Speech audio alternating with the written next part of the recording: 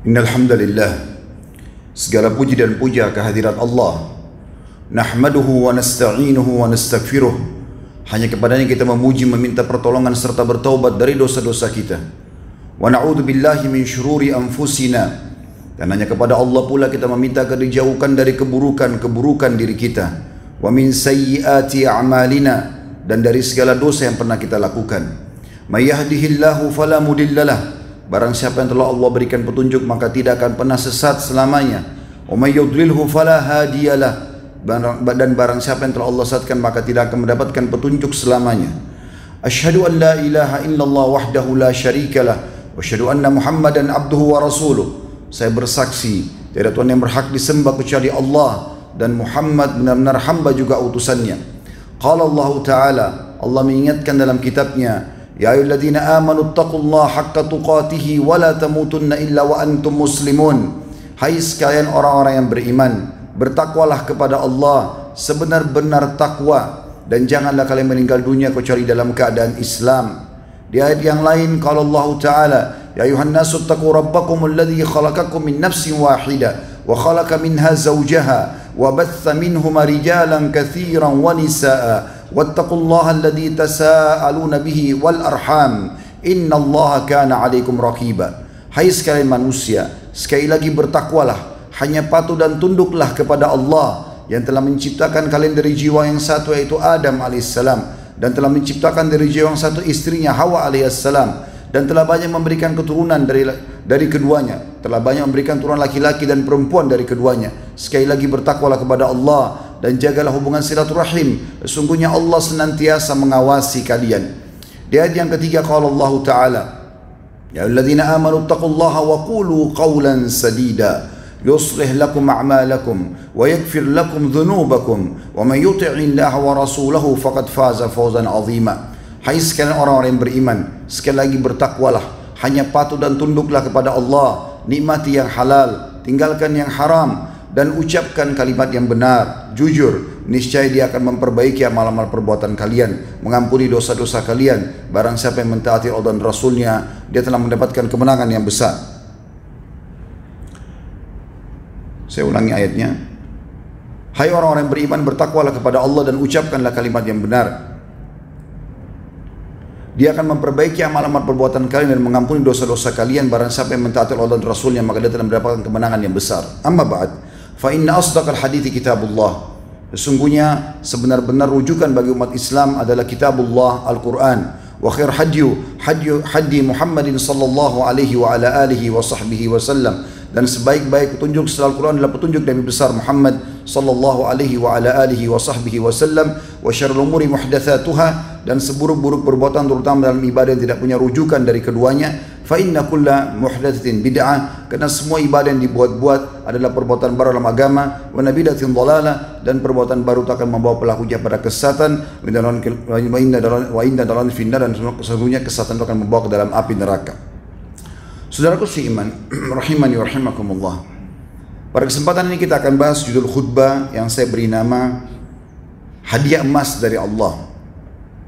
Saya membahasakan kalimat emas ini bukan fisik emasnya, tapi ada beberapa ayat dan juga akan dirincikan dengan perkataan salafus salih tentang apa yang sedang saya maksud. Allah berfirman dalam surah Az-Zumar, tepatnya ayat 53, A'udzu billahi minasyaitonir rajim, Qul ya ibadiyalladzina asrafu ala anfusihim la taqnatu min rahmatillah innallaha yaghfiru dzunuba jami'a innahu huwal ghafurur rahim. Katakanlah hai Muhammad kepada seluruh hamba-hambaku, hai hamba-hambaku yang telah melampaui batas terhadap diri mereka, dosa yang sudah tidak bisa terhitung lagi, besar, kecil, melampaui batas. Janganlah kamu berputus asa dari rahmat Allah.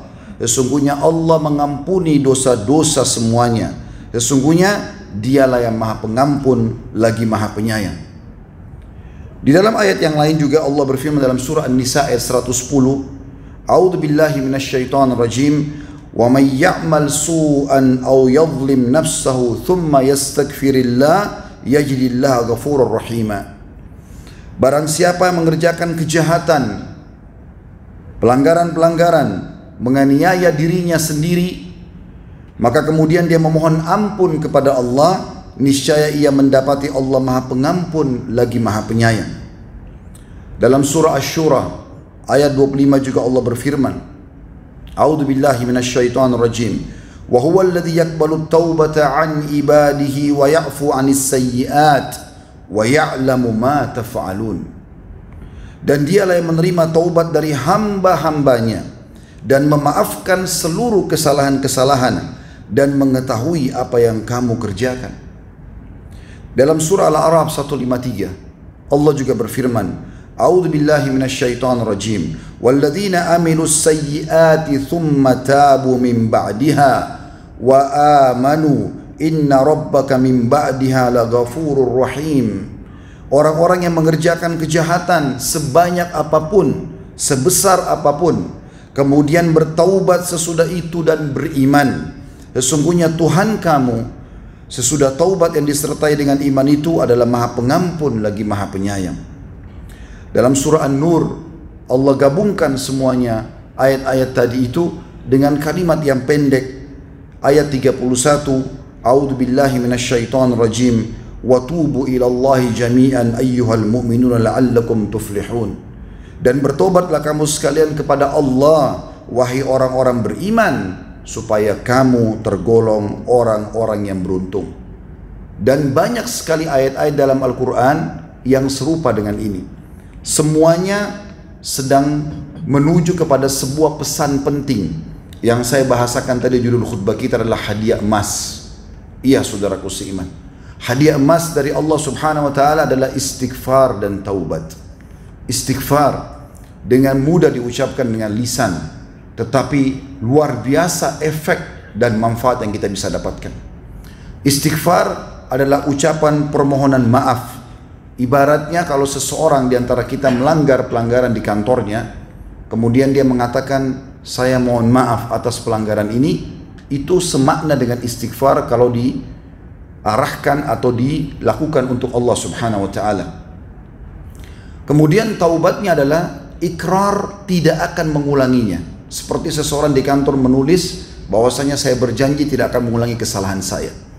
Dan ini betul-betul hadiah emas dari Allah Subhanahu wa Ta'ala. Karena sebesar apapun pelanggaran yang pernah kita lakukan, tetap akan dimaafkan oleh Allah Subhanahu wa Ta'ala selama kita masih hidup.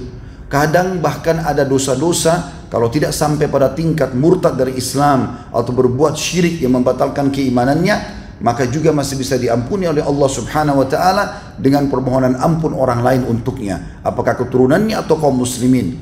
Bahkan juga dalam keyakinan ahli sunnah wal jamaah, siapapun yang melakukan perbuatan-perbuatan dosa, rahmat Allah masih luas. Karena pada saat dia meninggal dalam keadaan Islam walaupun banyak dosanya, maka disepakati dikatakan tahta masyiatillah, di bawah naungan Allah. Kata Nabi SAW, insya'a gafarah wa insya'a adzabah.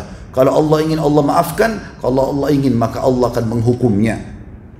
Mari kita dengarkan teman-teman sekalian bagaimana perkataan para salafus saleh tentang masalah hadiah emas ini. Pertama kata Abu Musa al-Asy'ari radhiyallahu anhu, sahabat yang mulia, dahulu kita memiliki dua pelindung dari siksa Allah. Salah satunya telah pergi, yaitu keberadaan Rasulullah SAW di tengah-tengah kita. Maksudnya beliau berbicara setelah Nabi SAW meninggal.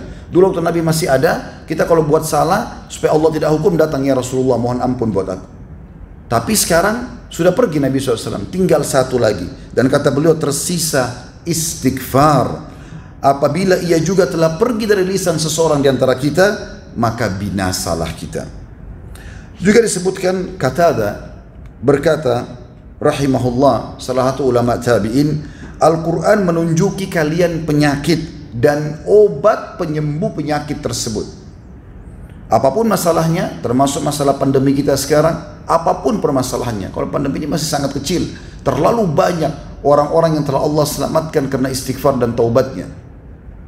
Dahulu atau Al-Quran dikatakan kata rahimahullah, Al-Quran menunjuki kalian penyakit dan obat penyembuh kalian. Penyakit kalian adalah dosa dan obat penyembuh kalian adalah istighfar. Berkata Ibnu Jauzi rahimahullah, Iblis berkata, aku membinasakan anak cucu Adam dengan dosa dan mereka membinasakanku dengan istighfar dan la ilaha illallah. Manakala aku melihat hal itu ada pada mereka, aku tanamkan hawa nafsu pada mereka, di mana mereka berbuat dosa tapi tidak beristighfar karena mereka mengira diri mereka berbuat baik. Ali radhiyallahu anhu berkata, yang aneh adalah orang yang binasa padahal keselamatan ada bersamanya. Lalu ditanya kepada beliau, apa keselamatan yang Anda maksudkan? Kata Ali, istighfar. Lalu beliau berkata, tidaklah seorang hamba diilhami oleh Allah yang maha suci dan maha tinggi untuk beristighfar, sementara dia, Allah, berkehendak untuk mengazabnya. Artinya kalau seseorang dari kita sempat mengatakan astagfirullah, terlintas di lisan kita saja berarti Allah sedang menginginkan untuk membersihkan dosa kita, yang berarti tidak ada hukuman dari Allah, dan juga berarti langsung otomatis rezeki Allah akan melimpah kepada kita, sebagaimana akan kita jelaskan nanti di penutupan khutbah insyaallah. Kemudian juga seorang saleh pernah berkata, hamba berada di antara dosa dan nikmat, keduanya tidak akan menjadi baik kecuali bersyukur terhadap nikmat tersebut dan beristighfar dari dosa itu. Luqman Al-Hakim yang Allah sebutkan namanya dalam salah satu surah Al-Quran, dia pernah mewasiatkan anaknya, wahai anakku, Allah memiliki beberapa waktu tidak ditolak orang yang meminta pada waktu itu, maka perbanyak istighfar. Jadi dia mengajarkan kepada anaknya, kalau kau punya hajat apa-apa, biar kau nggak sebutkan, cukup istighfar saja, maka sudah terpenuhi semua kebutuhanmu. Ini direalisasikan juga oleh Umar radhiyallahu anhu. Beliau pernah sholat istisqa, minta turun hujan. Kemudian beliau setelah sholat tidak mengajak orang-orang atau tidak berdoa minta turun hujan. Beliau cuma mengatakan beristighfarlah kepada Tuhan kalian, lalu beliau suruh bubar semuanya. Ditanya oleh orang-orang, kenapa anda tidak mohon hujan? Kita kan sekarang sholat istisqa. Kata dia, aku telah menggunakan kata-kata yang bisa mengetuk pintu langit sehingga turun hujan, yaitu istighfar. Aisyah berkata radhiyallahu anha, ummul mukminin, keberuntungan, kemenangan dan keselamatan, bahkan ada istana di surga, karena beliau menggunakan kata-kata tuba yang memiliki banyak makna, bagi orang yang mendapatkan banyak istighfar dalam buku catatannya. Juga dikatakan oleh Abu Minhal rahimahullah, tidaklah seorang hamba didampingi dalam kuburnya oleh pendamping yang lebih dicintai daripada istighfar. Hasan Basri rahimahullah berkata, perbanyaklah istighfar di rumah-rumah kalian, di masjid, di meja-meja makan kalian, di jalan-jalan kalian, di pasar-pasar kalian, dan di majlis-majlis kalian, karena kalian tidak tahu kapan ampunan akan turun. Seorang badui berkata, siapa yang ingin menjadi tetangga kami di tanah kami, maka hendaklah memperbanyak istighfar, karena istighfar adalah awan tebal yang mengandung air hujan. Maksudnya siapa yang mau tinggal di sekitar kami menjadi tetangga-tetangga kami, maka harusnya dia rajin beristighfar, supaya kita sama-sama beristighfar dan rezeki Allah akan turun dari langit. Bakr bin Abdullah Al-Muzani rahimahullah berkata, kalian banyak berbuat dosa, maka perbanyaklah istighfar, karena seseorang kalau menemukan istighfar dalam catatan amalnya pada setiap jarak 2 baris, maka dia akan senang melihat tempat itu nanti di hari kiamat. Jadi kalau ada orang setiap berbuat apa-apa, astagfirullah wa atubu ilaih, dalam setiap baris, 2 baris catatan malaikat selalu ada istighfar, selalu ada istighfar. Berarti kalau ada kesalahan akan terbersihkan dengan istighfar itu. Ibnu Taimiyah berkata rahimahullah, fikiranku kadang-kadang terpaku pada sebuah masalah yang sulit aku pecahkan, maka aku beristighfar kepada Allah 1000 kali sampai dadaku dilapangkan dan masalah yang sulit terpecahkan. Aku kadang berada di pasar, masjid atau sekolah, tapi hal itu tidak menghalangiku dari zikir dan istighfar sampai aku meraih apa yang aku inginkan. Kita tutup teman-teman sekalian khutbah ini dengan manfaat yang bisa kita dapatkan dari istighfar. Ya.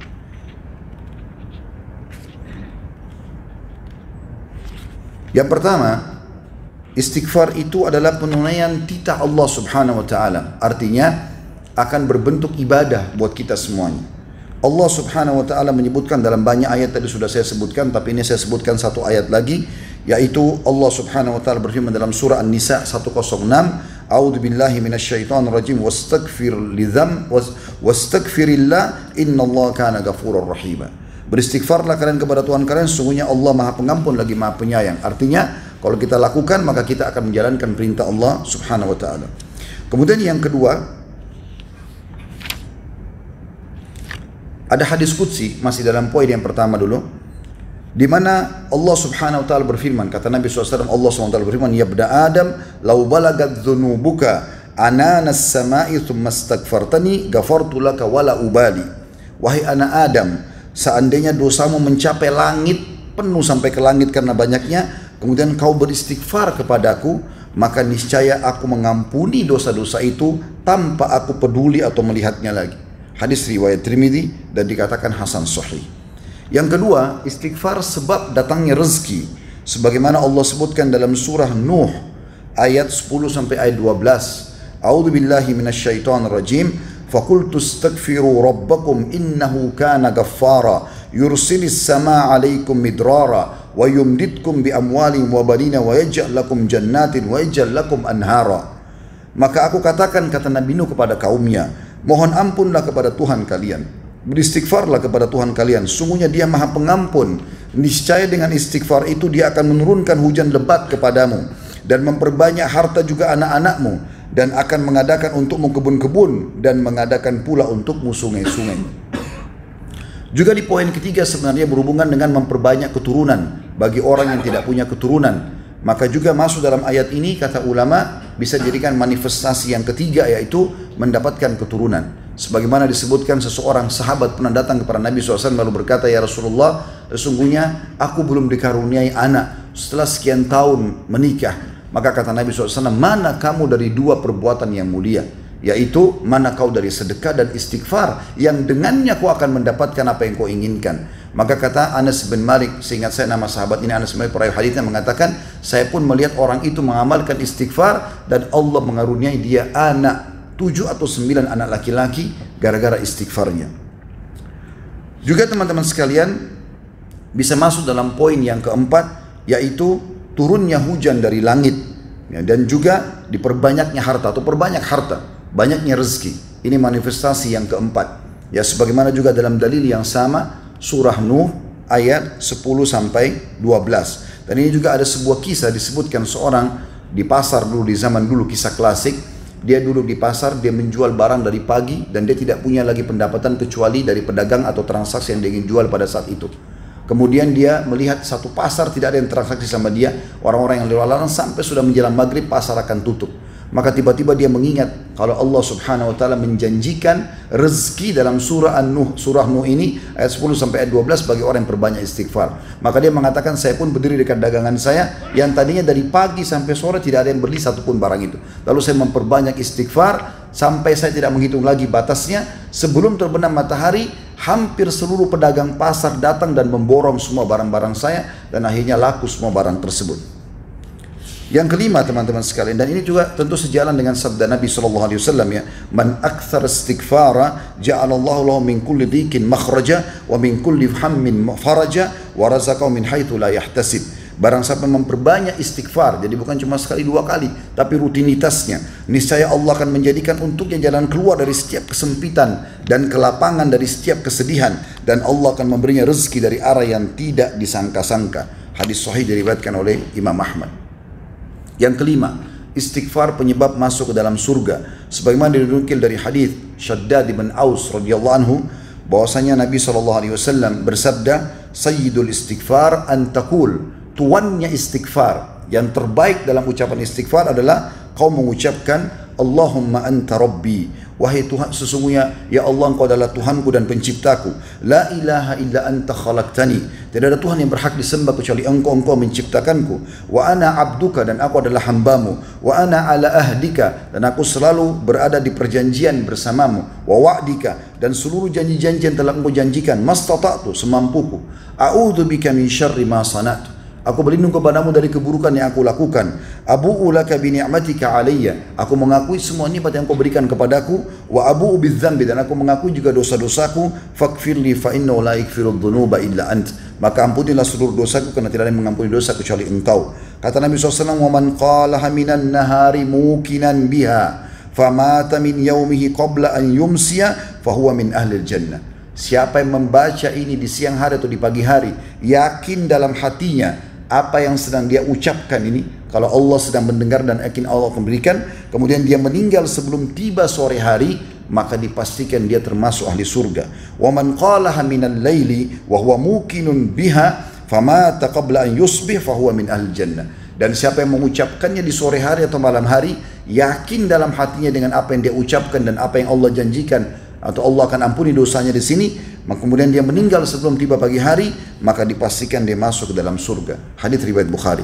Yang keenam, istighfar akan menghapuskan semua dosa-dosa, tidak terkecuali. Dan ini sudah kita sebutkan tadi dalilnya, tapi saya akan sampaikan perkataan Ibnu Mas'ud radhiyallahu anhu yang menjabarkan firman Allah SWT dalam surah Al-Imran ayat 135 yang bunyinya, a'udzubillahi minasyaitonirrajim, walladzina idza fa'alu fahishatan aw zalamu anfusahum dzakarullaha fastaghfaru lidhunubihim wa man yaghfiru dhunuba illa Allah wa lam yusirru ala ma fa'alu wa hum ya'lamun.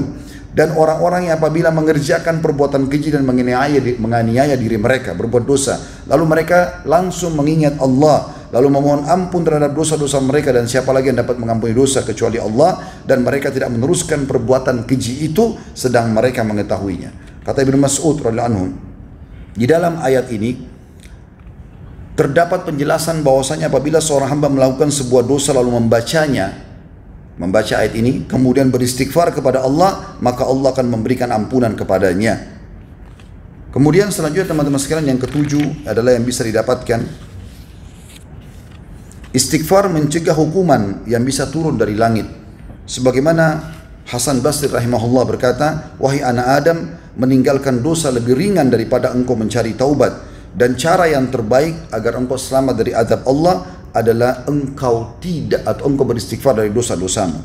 Sebagaimana Allah berfirman di dalam surah Al-Anfal ayat 33, Allah menyelamatkan ada orang-orang yang berbuat syirik di Mekah, ya, bahkan Allah tidak hukum mereka justru karena masih ada kalimat istighfar yang keluar dari lisan mereka. Dalam surah Al-Anfal ayat 33, a'udzubillahi minasyaitonirrajim, wa ma kana Allahu liyu'adzibahum wa anta fihim wa ma kana Allahu mu'adzibahum hum yastaghfirun. Dan Allah sekali-kali tidak akan mengadab mereka. Mereka adalah orang-orang Quraisy penyembah berhala.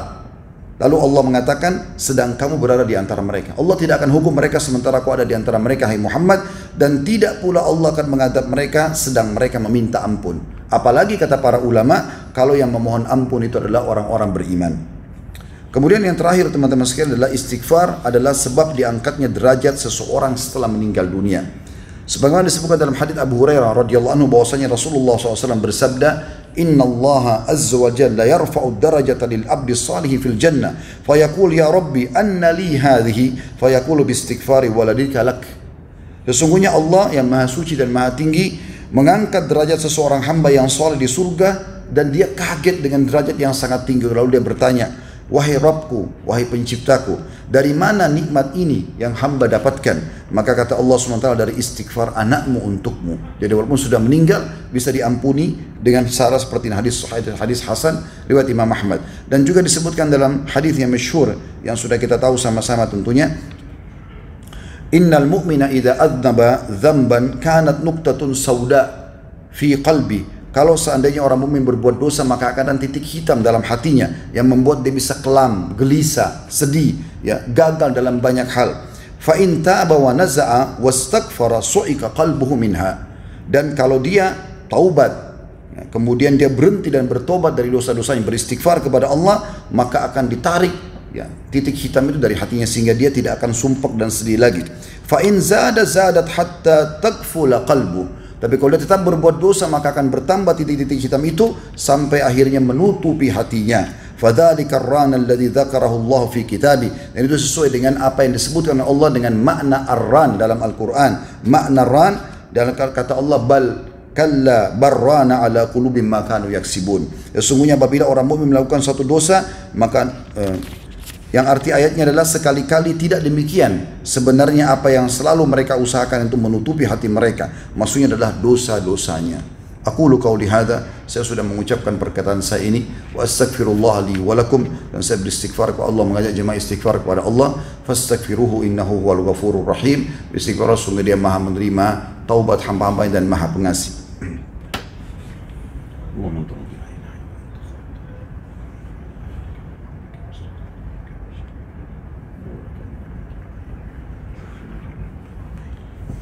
Alhamdulillah wassalatu wassalamu ala rasulillah. Segala puji dan puja kehadirat Allah subhanahu wa ta'ala, juga salawat dan taslim kepada Nabi besar Muhammad sallallahu alaihi wa ala alihi wa sahbihi wasallam. Sebelum berdoa teman-teman sekalian, seringkali tidak asing kita dengar di waktu kita sekarang, kapan corona ini selesai? Kapan masalah ini selesai? Kapan saya bisa punya anak? Kapan saya bisa punya pekerjaan? Kapan saya menjadi orang kaya? Kapan saya sembuh dari penyakit? Dan sekian banyak. Jawaban kami di mimbar ini teman-teman sekalian, istighfar. Perbanyak istighfar. Ada seseorang yang bernama Abu Yusuf, dia menikah 10 tahun tidak punya anak. Ini kisah nyata terjadi. Kemudian dia menemui seorang syekh di musim haji, di kisah klasik dulu. Kemudian dia mengatakan pada syekh kebetulan membahas tentang masalah haji, tentang istighfar dan taubat. Maka dia mengatakan, syekh, apa yang anda sampaikan tadi panjang lebar, ada kisah saya berhubungan dengan itu. Saya sudah 10 tahun menikah, nggak punya keturunan sama sekali. Maka saya pun akhirnya mengingat apa yang anda sampaikan tadi itu. Sebelumnya saya pernah dengar ayat itu, kemudian saya mengamalkannya. Lalu kata syekhnya, apa yang terjadi denganmu? Dia bilang, saya beristighfar dan saya mengajak istri saya, bukan cuma istighfar tapi memperbanyak istighfar. Di ranjang kami, di meja makan kami, di halaman rumah kami, di ruang tamu kami, di pasar-pasar kami. Kami istighfar aja terus. Pokoknya itu saja yang kita ucapkan, kecuali kalau ada kebutuhan mendesak di masalah dunia baru kami tinggalkan istighfar itu. Lalu yang terjadi, Allah pun membuat istri saya hamil setelah 10 tahun. Dan hamil ini terjadi dengan sangat mudah sampai melahirkannya pun normal. Kata syekhnya, semoga Allah berkahi. Dia bilang, belum selesai cerita saya, syekh. Kata dia, apa kisahmu? Dia bilang, pas lagi masa nifas, saya berikan nama anak saya pertama Yusuf, anak laki-laki. Lalu saya mengatakan, wahai Ummu Yusuf. Dia bilang, saya bilang sama istri saya, wahai Ummu Yusuf, kita istighfar lagi kepada Allah untuk anak yang kedua. 10 tahun kita nggak punya anak. Maka saya sama istri mengamalkan lagi. Baru selesai nifas, hamil yang kedua. Dan Allah karunia lagi anak laki-laki. Kemudian kata syekhnya, semoga Allah berkahi. Dia bilang, belum selesai, syekh.